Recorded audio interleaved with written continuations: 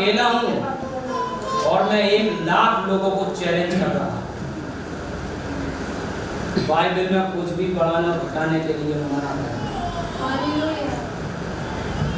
Hallelujah. पौलुस एक प्रेरित है जो अपने शब्दों में बता रहा है।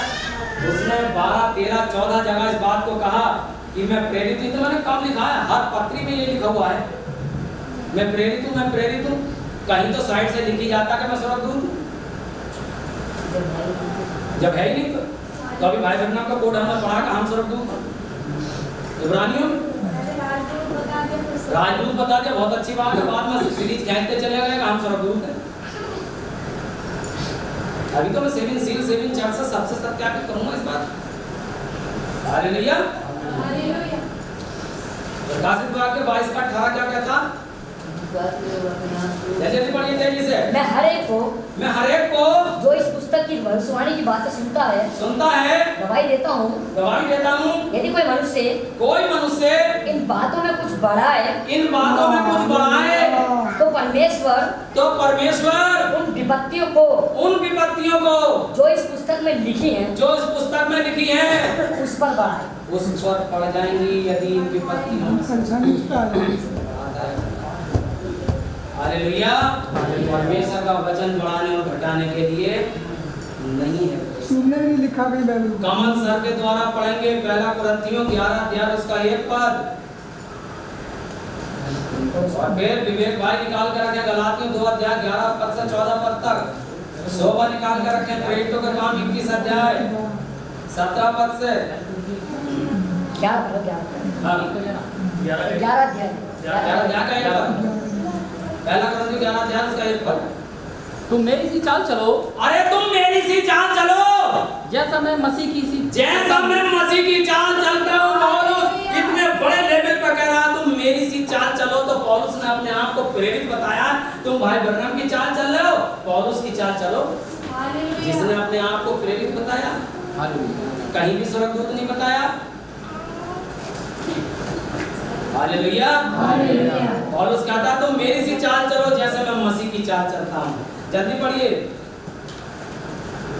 गलातियों फिर पूछ रहा हूँ मुझसे, गलातियों 2 अध्याय 11 पद से 14 पद तक। पर जब कैफा अंताकिया में आया, कैफा का मतलब पतरस है। जब अंताकिया में आया तो मैंने उसके मुंह पर उसका सामना किया। पता कौन से पतरस का? जिसके हाथ में स्वर्ग की चाबियां थी। यीशु मसीह का प्रिय चेला था, वरिष्ठ चेला था, और पौलुस पतरस को डांट रहा। पौलुस पतरस को डांट रहा है। किस बात के लिए डांट रहा है? हाँ, क्योंकि वो दोषी ठहरा था। इसलिए कि याकूब की ओर से बस क्या वो एक दोषी ठहरा था और पतरस की डटाई लगा रहा है। कौन? पौलुस। हालेलुया। और जब डटाई लगा रहा है, आज मुझे बताइए भाई ब्रैनम अगर जीवित होते तो कितनी बड़ी डटाई पौलुस लगाता। कि तुमने मुझे स्वर्गदूत बना दिया, मैं प्रेरित हूँ।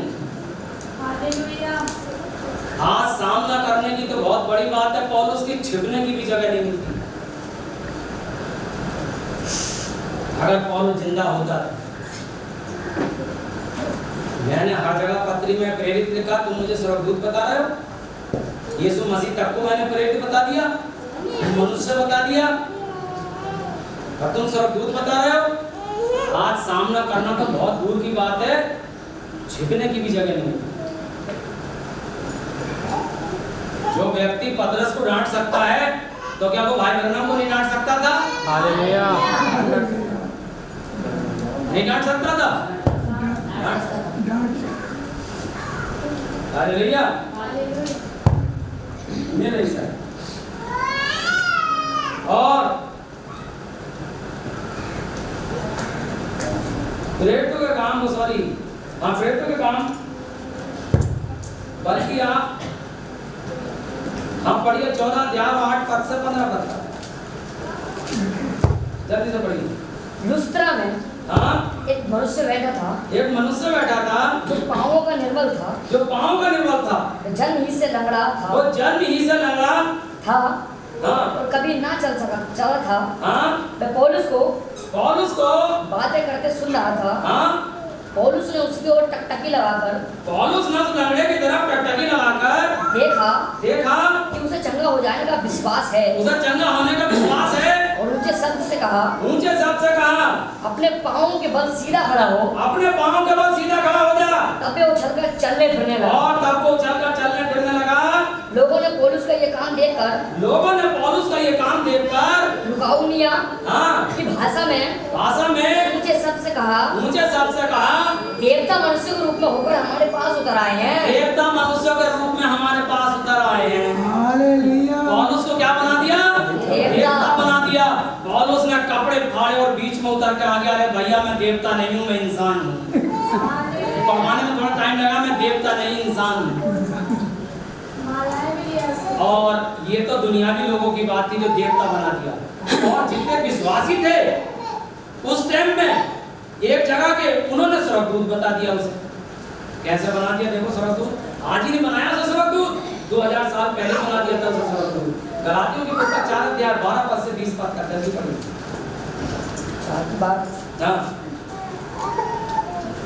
हे भाइयों, मैं तुमसे विनती करता हूँ, तुम मेरे समान हो जाओ, क्योंकि मैं भी तुम्हारे समान हो गया हूँ। मैं तुम्हारे समान हो गया हूँ।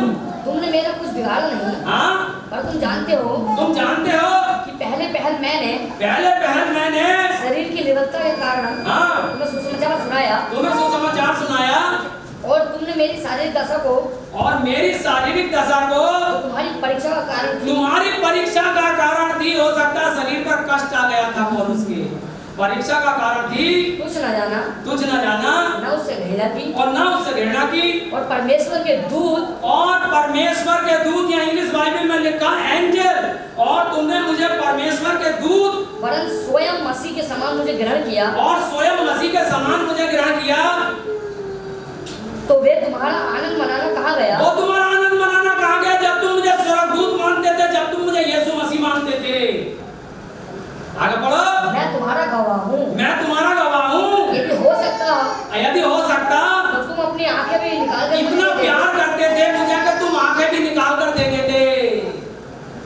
और तो क्या तुमसे सच बोलने के कारण, सच्चाई प्रचार करने के कारण, कि मैं स्वर्गदूत नहीं हूँ, मैं मसीह नहीं हूँ, मैं इंसान हूँ, सच्चाई प्रचार करने के कारण मैं तुम्हारा बैरी बन गया हूँ।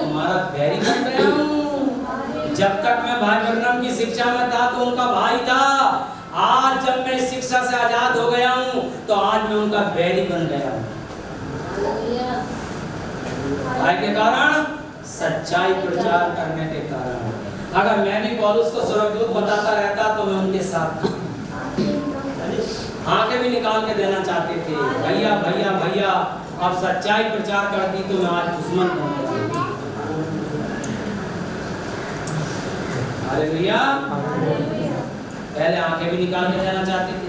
यीशु मसीह ने, पौलुस ने कहा मुझे स्वर्गदूत मानो, ये लोग स्वर्गदूत मानते थे इसे, और जब सच्चाई प्रचार कर दी तो उसके बैरी बन गए, दुश्मन बन गए।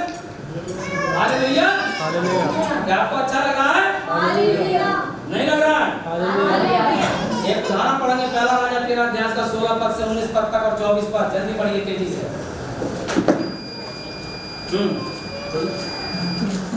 पहला राजा 13 अध्याय 16 पद से 19 पद तक।